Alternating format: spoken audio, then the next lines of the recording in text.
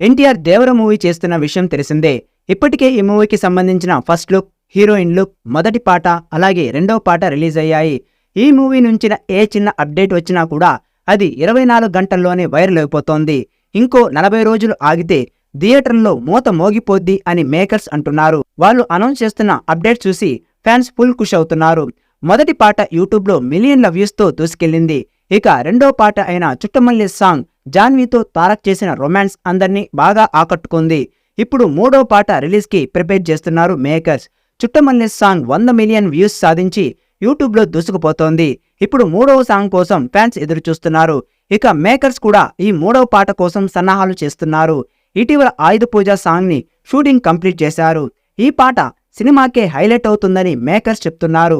అనిరుద్ అద్భుత సంగీతం, ఎన్టీఆర్ మాస్ స్టెప్పులతో ఆయుధ పూజ పాట ఒక రేంజ్ లో ఉంటుందట.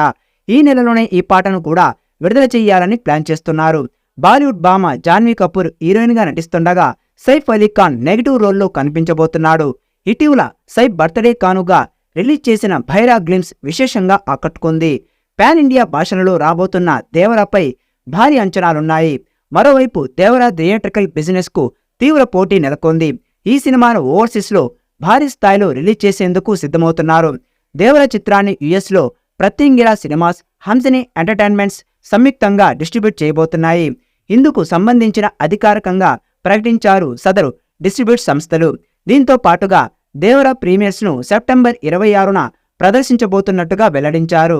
ఇక మరోవైపు దేవర 2 రాష్ట్రాల్లో థియేట్రికల్ రైట్స్ ను భారీ ధరలకు కొనుగోలు చేశారు. ప్రముఖ నిర్మాత సితారా ఎంటర్టైన్మెంట్స్ అధినేత సూర్యదేవర నాగవంశీ. అటు బాలీవుడ్ లో సూపర్ హిట్ చిత్రాల దర్శకుడు కరణ్ జోహర్ దేవర నార్త్ రైట్స్ కొనుగోలు చేసి భారీ స్థాయిలో రిలీజుకు అన్ని ఏర్పాట్లు చేస్తున్నారు.